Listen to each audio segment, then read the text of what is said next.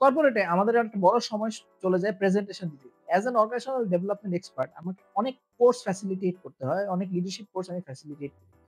এবং এটা করতে যেয়ে অনেকেই আমার কাছে এসে বলে যে, "ভাই আপনি কিভাবে আমাদের প্রেজেন্টেশন গুলোকে আপনার মতো প্রেজেন্ট করতে পারেন?" প্রেজেন্টেশন দেওয়ার জন্য আমি একটা সিম্পল টেকনিক ফলো করি যেটাকে বলে 3 piece. Start with the first P which is planning stage. Planning স্টেজে আপনি কি বলবেন, কিভাবে বলবেন, কেন বলবেন সেগুলোকে আপনি প্ল্যান করবেন এবং এই সময় আপনি আপনার প্রেজেন্টেশন যদি প্রেজেন্টেশন বানাতে চান সেটা আপনি বানাবেন। এবং এই বানানো অবস্থায় আপনি কিছু স্টেক হোল্ডার বা কিছু অডিয়েন্স এর সাথে আপনি কনসাল্ট করবেন যে আপনার প্রেজেন্টেশন রাইটলি হচ্ছে কিনা। দ্বিতীয়ত হচ্ছে প্র্যাকটিস। অবশ্যই আপনাকে প্র্যাকটিস করতে হবে। Practice makes people perfect. So আপনাকে যথেষ্ট প্র্যাকটিস করতে হবে before you go to a very important presentation.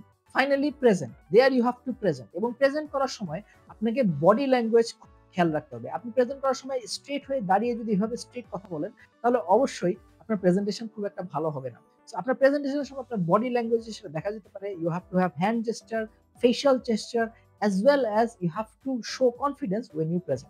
আমি যে টিপস গুলো বলেছি এগুলো ছাড়াও কি প্রেজেন্টেশন এর জন্য আপনি আরো কিছু করেন? যদি করে থাকেন সেগুলো কমেন্ট সেকশনে আমাদেরকে জানাবেন।